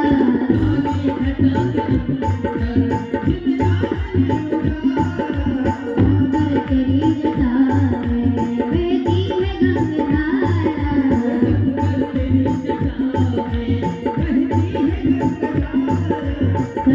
तेरी जटा में बेटी है गंगाधारा शंकर तेरी जटा में बेटी है गंगाधारा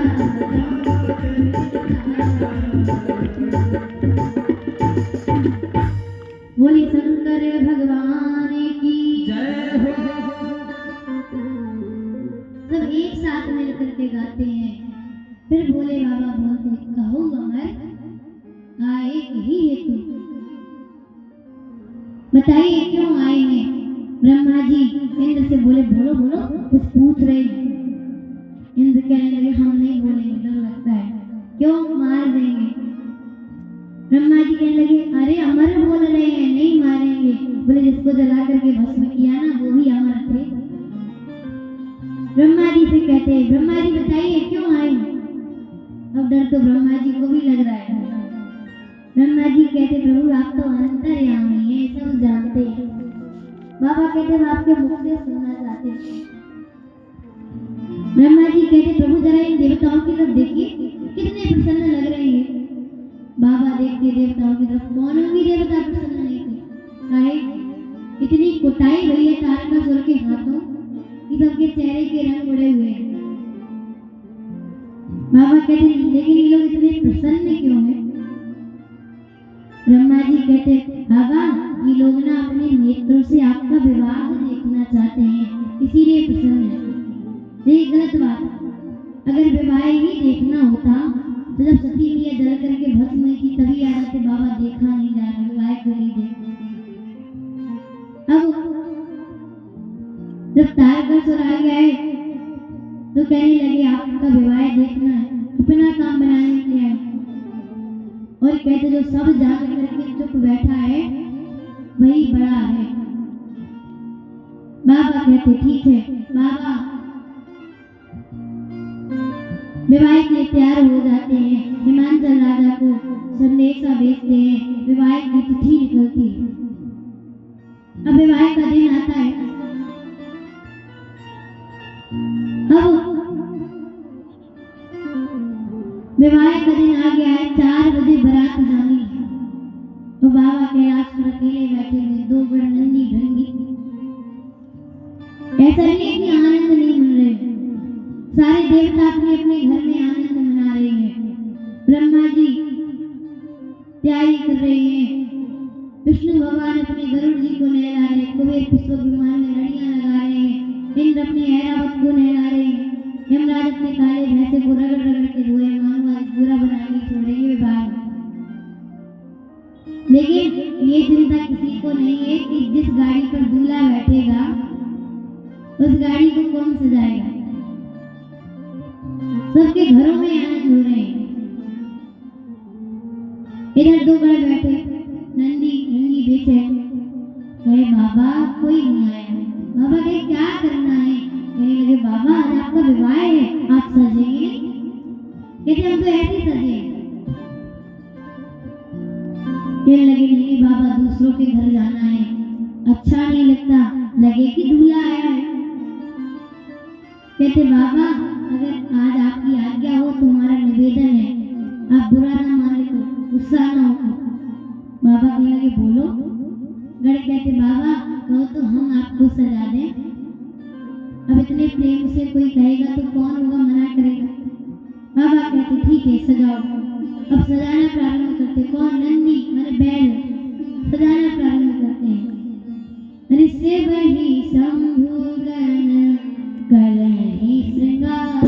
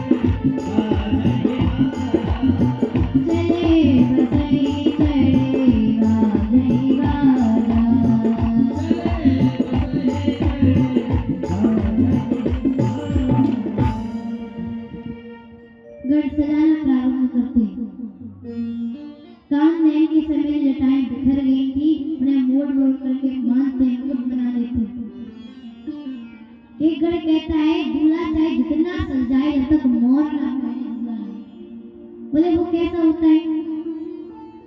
कहते कुछ नहीं, चेहरे पर लड़ियां अटकी होती, चेहरा दिखता नहीं है बस। कहते बाबा कहते उतना ठीक है ना? मैं लगे हाँ।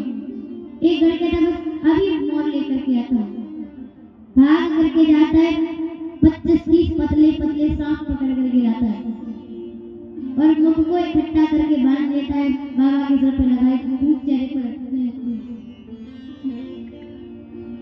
अब एक कहता है दूल्हा पाउडर नहीं लगाए है, अरे फेशियल भी हो सकता है, मेकअप हो सकता है। एक कहता है अभी लेकर के आ, तो भाग करके जाता है शमशान में और ताजी ताजी ताकि राख लेकर के आता है, ला करके पूरे शरीर में पोत दिया, लगाने लगा करके मिलाना हुआ, पूरे शरीर में पोत दिया। वैसे ही बाबा गोरे हैं, अब भूति को पूरे शरीर पर लगा दिया, कानों में बिच्छू लटका देते हैं, हाथों में सर्प लपेट देते हैं। ये नहीं कि जो मन किया वही पहना दिया, जिस रंग का जितना बड़ा इधर था उसी रंग का उतना बड़ा इधर था, मेचे मेचे। यज्ञोपवीत के रूप में वासुकी नाम को पहना देते हैं।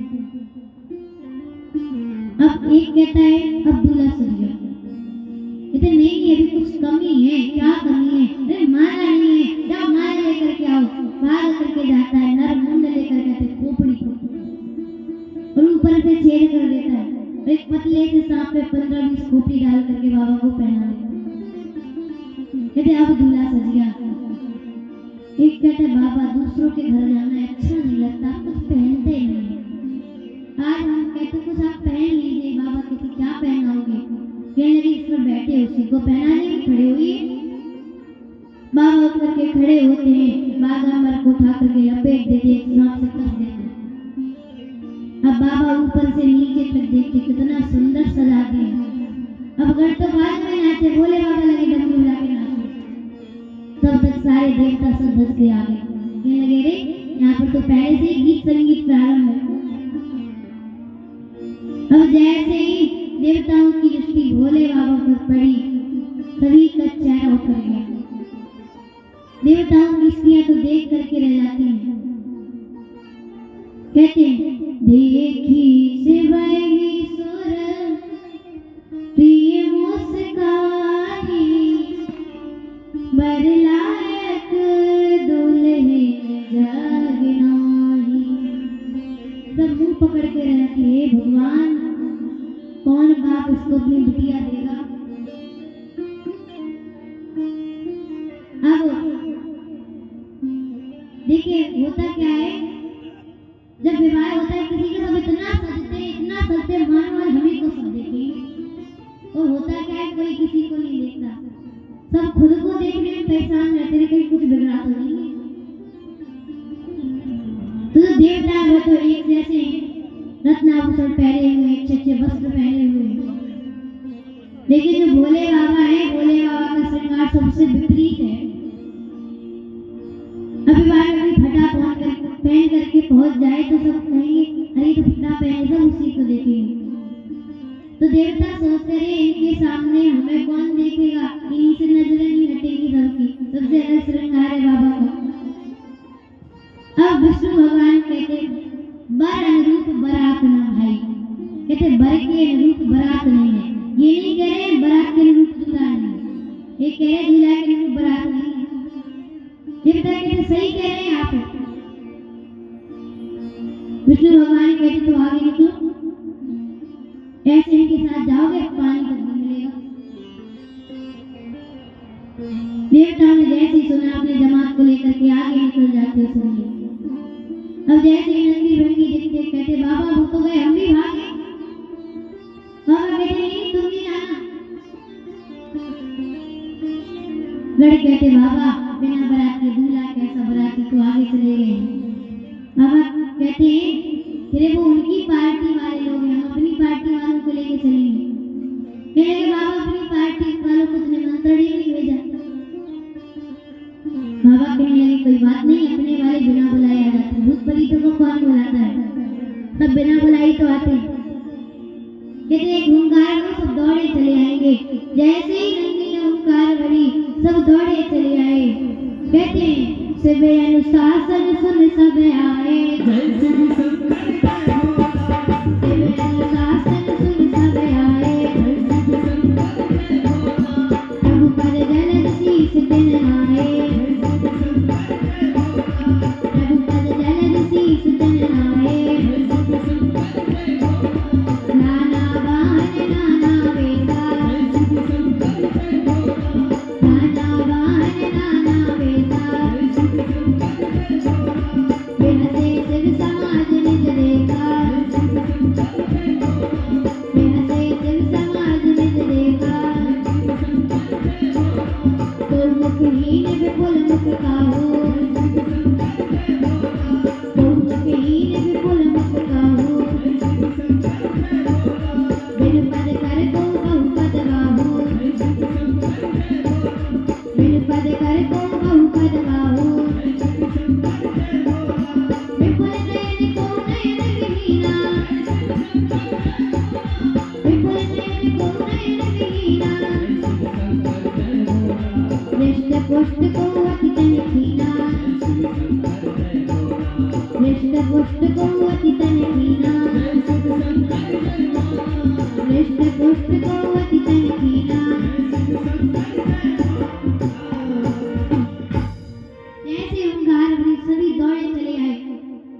भूत प्रेत पिशाच आंकड़ी नाकड़ी चुड़ैल सब प्रकार जितने प्रजाति के भूत पूरे विश्व भर से आए हैं।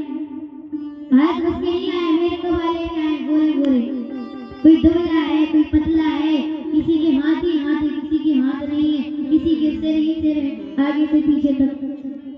अगर पंगत में बैठ जाए तो पत्तल रखने वाला ऐसी भ्रम में रहे आगे रखो या पीछे। किसी का मुख गधे का है, किसी का कुत्ते का है, किसी का घोड़े का है, मगर कोई शांत नहीं है। सब गाना गा रहे, गुनगुना रहे, जय जयकार कर रहे हैं। बताओ क्या आवाज आ रही होगी। अब भोले बाबा कहते हैं कि अब हमारी जमात के लोग इकट्ठे हो गए हैं, अब चलते बारात लेकर के। भोले बाबा बारातियों को साथ में लेते हैं और चलने लगते हैं। अब बाबा अपनी बारात को लेकर के चल पड़ते हैं। इधर देवता आगे निकल गए थे तो पहले पहुंच जाते हैं। हिमांचल राजा ने नगर के बाहर स्वागत सत्कार करने के लिए भेजा। अगवान जानते हैं जो नगर के बाहर स्वागत सत्कार करते हैं। तो जो अगवान हैं बेचारे बूढ़े हैं, घुटनों में दर्द है, तो महाराज ने हाथी घोड़े पर बैठा करके भेजा है सभी।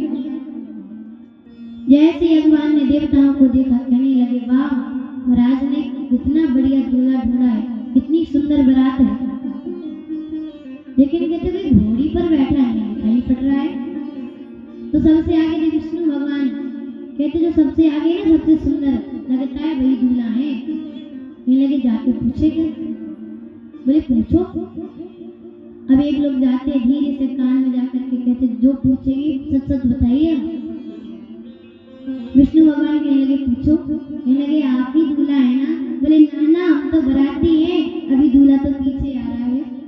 अब और नाते, जब बारात इतनी सुंदर तो बराती कितनी, जब बारात इतनी सुंदर तो दूल्हा कितना सुंदर होगा। विष्णु भगवान कहने लगे नाच लो बेटा नाच लो। जब असली बारात दूल्हे को देखोगे ना तो नाचने लायक न रह जाओगे।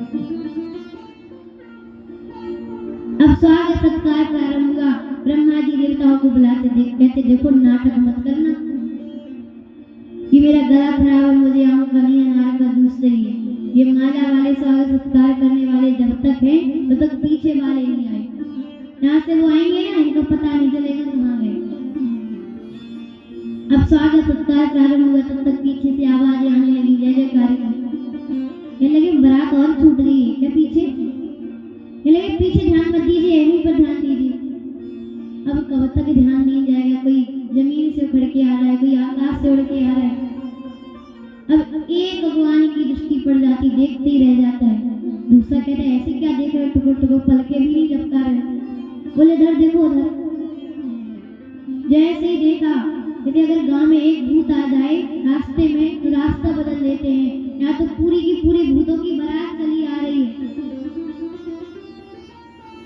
अब जैसे ही पास में आती है, हाथी घोड़े डर करके भाग जाते हैं। छोटे छोटे बच्चे बारात देखने के लिए गए थे, डर के मारे भाग जाते हैं। अब भगवान बेचारे बूढ़े कैसे भागे, घुटनों में दर्द है, हाथ जोड़ के खड़े हैं। धैर्य धारण करो, आपत्ति काल में धैर्य की आवश्यकता होती है। अब एक भूत आता है, कहता है क्यों चाचा देवताओं को माला, हमारा गला सोना। बोले इनको चार पहनाओ जल्दी से। अब स्वागत चल रहा है, सब डरे हुए स्वागत कर रहे हैं। अब एक बिना सिर वाला भूत आता है, कहता है जनवासा कहाँ है? अब तो भैया चिल्ला के भाग जाते, उसके पास तो मुख ही नहीं है, बोल कहाँ से रहा है। इधर बच्चे भाग करके गए थे, घर जाकर के धड़ाम से दरवाजा बंद करते। भैया कहती कौन दरवाजा, दरवाजा क्यों बंद कर दिया?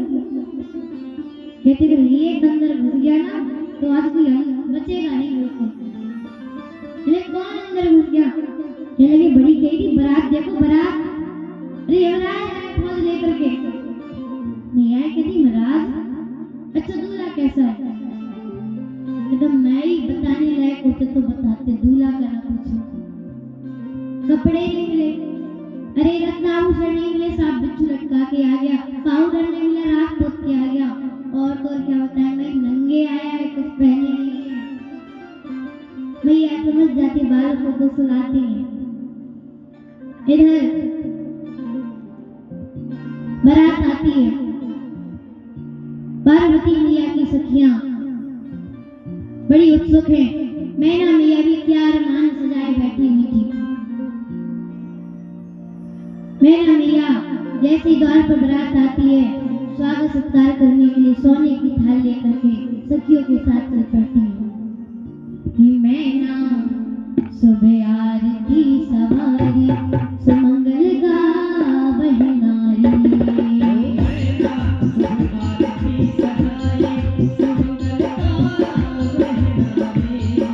मैना सुबह आरती सवारी सुमंगल गावह नारी।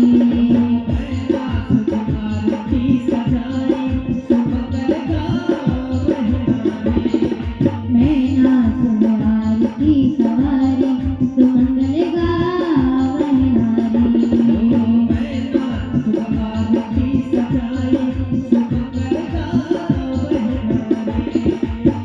कंचन थाल सोहबर पानी।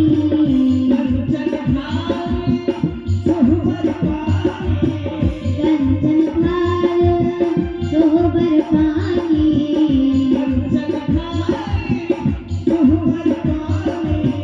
परछन चली यहे हर सानी।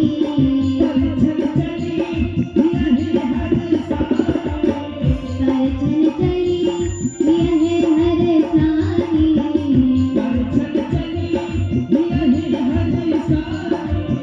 विकट वेश रुद्र जब देखा।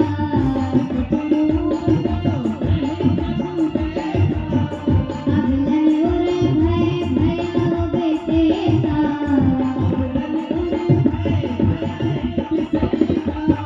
मागी भवन बैठी अति त्रासा।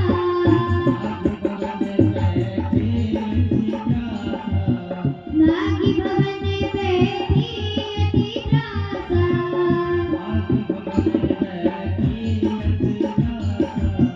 गए महेश जहाँ जनवासा।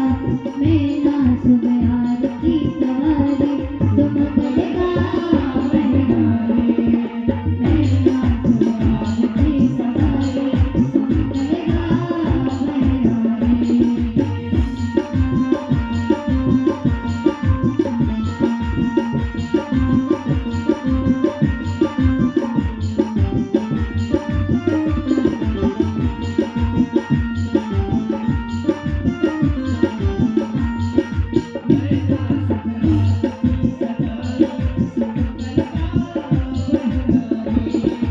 मैना सुबह आरती सवारी सुमंगल गावह नारी।